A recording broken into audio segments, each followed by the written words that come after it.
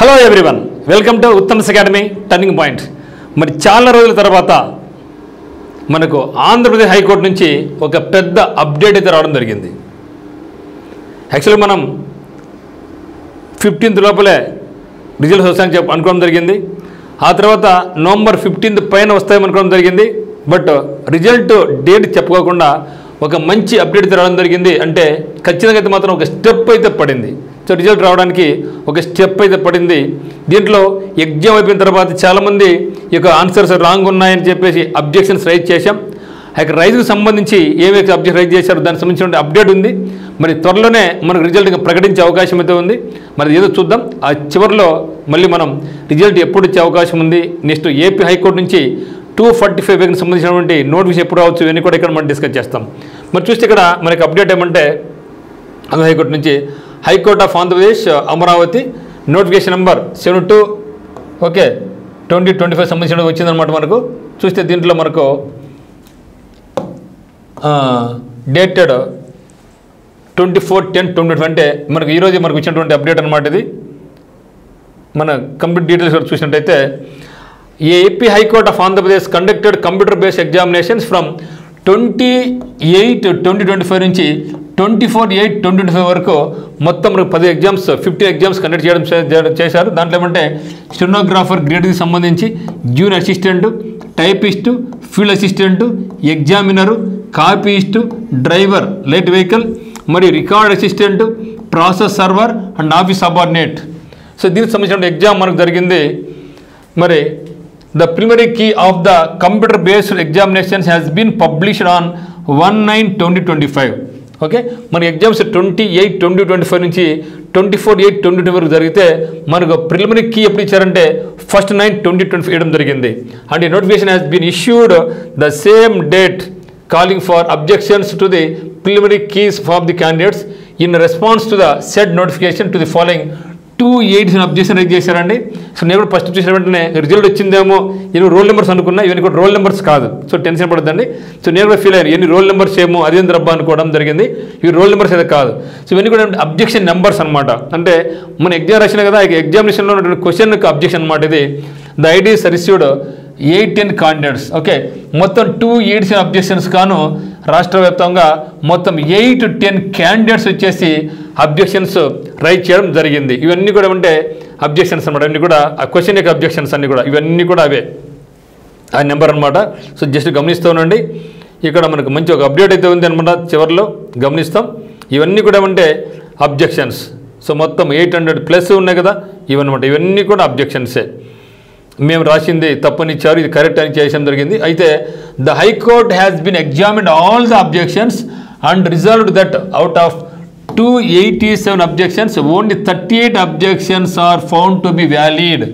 So మొత్తం 287 objections, దాంట్లో 38 objections మాత్రం అంటే కేవలం 38లో మాత్రమే మిస్టేక్స్ ఉన్నట్లుగా మనకు వీళ్ళు చెప్పడం జరిగింది. And the remaining objections were treated as invalid objections following are the 38 question numbers. So మొత్తం 38 క్వశ్చన్స్కి అయితే మాత్రం అంటే ఈ అన్ని రకాల పోస్టులకు అన్ని రకాల మనకు జరిగినటువంటి షిఫ్ట్లలో కేవలం 38 క్వశ్చన్స్ మాత్రమే మనకు తప్పుపడినట్టు చెప్పడం జరిగింది. అవి వీళ్ళు ఇక్కడ చెప్తున్నామన్నమాట. ఈ యొక్క ఇవన్నీ కూడా ఏమంటే మనకు క్వశ్చన్ యొక్క అబ్జెక్షన్ 37. ఓకే, మళ్ళీ ఏం చెప్తున్నారంటే the high court has further examined all the 38 valid questions and resolved that the answers or options given to the following questions IDs 12 are to be altered, changed and accordingly directed for change of answer objections. అంటే క్వశ్చన్స్కి అయితే మాత్రం answers మార్చడం జరిగింది. కొన్నితో questions delete చేసి okay 12కి అయితే మాత్రం క్వశ్చన్స్కి ఆప్షన్స్ మార్చారు. మిగిలినట్టయితే మాత్రం క్వశ్చన్స్ తీసేసి అందరికీ మార్క్ అనేది యాడ్ చేయడం జరుగుతుందన్నమాట. అందులో చూస్తే మనకు చూడండి ఇక్కడ క్వశ్చన్ ఐడి ఉంది. సో డేట్ అండ్ షిఫ్ట్ అనమాట. Answer given as for key correct answer. So చూస్తే మనకు ఇది క్వశ్చన్ నెంబర్ ఐడి అనమాట. సో మనకి ఎప్పుడు జరిగిందంటే 21/8/2025 జరిగింది. షిఫ్ట్ నెంబర్ 2లో జరిగింది. సో ఇచ్చిన కీ ఏమంటే కీనెస్ ఇచ్చారు, కానీ దానికి ఆన్సర్ ఏమంటే విజ్డమ్ అనేది కరెక్ట్ ఆన్సర్ అంట. మరి అదే మరి క్వశ్చన్ ఐడి ఇచ్చారు. సో 22/8/2025 జరిగింది. షిఫ్ట్ 2లో వచ్చిందనమాట. ఇది ఇచ్చిన answer ఎండంజర్డ్ species endemic to Andhra Pradesh ఉంది. కానీ కరెక్ట్ ఆన్సర్ ఏమంటే distinctive collaboration but not facing significant conservation threads అని అనమాట. ఇవి మన క్వశ్చన్స్ అనమాట. ఓకే, అదే మాదిరిగా షిఫ్ట్ 3లో 28లో షిఫ్ట్ 3లో ఒకటి ఉంది, షిఫ్ట్ 3లో ఉందన్నమాట. అది షిఫ్ట్ 1 23/8/2025లో ప్రొఫౌండ్ ఉంటే అది జెంటిల్గా ఇది కరెక్ట్ ఆన్సర్, ఇది రాంగ్, వాళ్ళు ఇచ్చింది రాంగ్, ఇప్పుడు ఇది కరెక్ట్ అని చెప్పడం జరిగిందనమాట. సిఏబిడి బదులుగా డిబిఎస్సి అని, సో డిస్క్రిప్షన్స్ బదులుగా టెక్నిక్స్ అనేది వాళ్ళు మనకు ఇచ్చారనమాట. సో ఇవి వాళ్ళకి ఇచ్చినటువంటి రైజ్ అనమాట. తర్వాత ఇక్కడ మనకు షిఫ్ట్ 2 23/8/2025 నాడు చూస్తే ఆర్ గోయింగ్ అనేది వాళ్ళు రాంగ్ ఇచ్చారు, ఇది కరెక్ట్ చేసి ఈజ్ గోయింగ్ అనమాట. ఇక్కడ సిఎఫ్బిడి అనేది రాంగ్, సిబిడి అనేది కరెక్ట్. ఇది 23/8/20, అదే మరి 23/8/20 షిఫ్ట్ 2లో కూడా పెన్నార్ ఉండేది రాంగ్ అనమాట, గోదావరి ఇది కరెక్ట్ ఆన్సర్ అని. సో షిఫ్ట్ 2 ఆఫ్ 24/8/2025 నాడు పీక్యూఆర్ఎస్ అనేది రాంగ్, పిఎస్ఆర్క్యూ అనేది రైట్ అని. అదే మాదిరిగా షిఫ్ట్ 3 24/8/2025 నాడు అనమాట ఆర్ఎస్పీక్యూ అనేది రాంగ్, ఆర్పిఎస్క్యూ అనేది రైట్ అనమాట.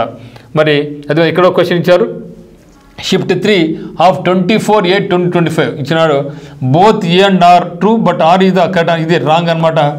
A is true but R is false అనేది ఇచ్చిన ప్రజెంట్ ఆన్సర్ అనమాట. ఇది 12 అనేది వ్యాలిడ్గా ఉంది. అయితే మిగతా ఏం చేస్తున్నారంటే ఈ 12కి అయితే మాత్రం అందరికీ కీ మార్చారు.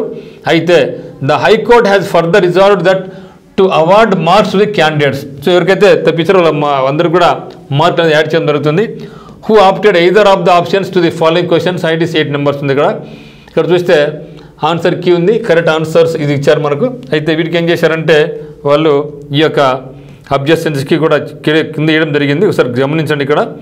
సో 8 క్వశ్చన్స్ వీటికి ఏం అంటే the high court has further resolved that the following questions IDs 18 are not properly framed and they are to be ఈవీ చేసి ఏం చేస్తారంటే ఈ క్వశ్చన్స్ డిలీట్ చేయడం జరిగింది.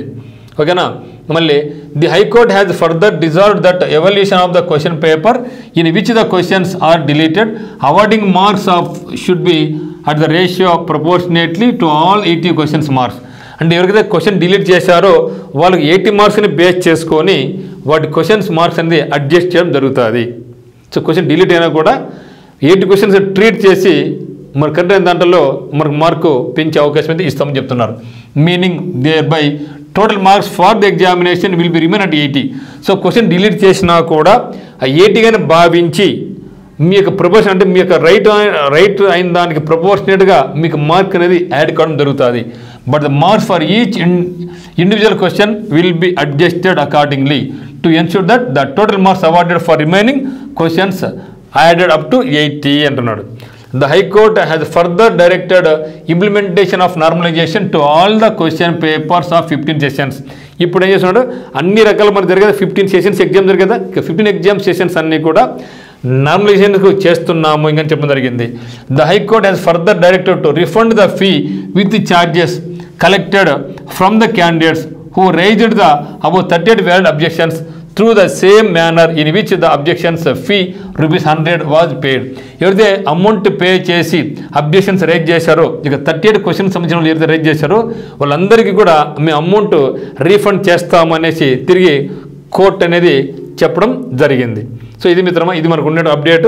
సో మేబీ మనకు రిజల్ట్కి గమ్యం ఏర్పడింది. యాక్చువల్ మనం 15 వచ్చా అనుకోవడం జరిగింది, ఈరోజు ఆల్మోస్ట్ 23 వచ్చేసినాం. మళ్ళీ నవంబర్ 15 అనుకోవడం జరిగింది, ఏదో కోర్టు కేసు అది అనుకోవడం జరిగింది. కానీ మెయిన్ రీజన్ ఏమంటే ఇక అబ్జెక్షన్స్ వల్ల ఈ యొక్క ప్రక్రియ కొంచెం ఆగిపోయిన తెలుస్తుంది.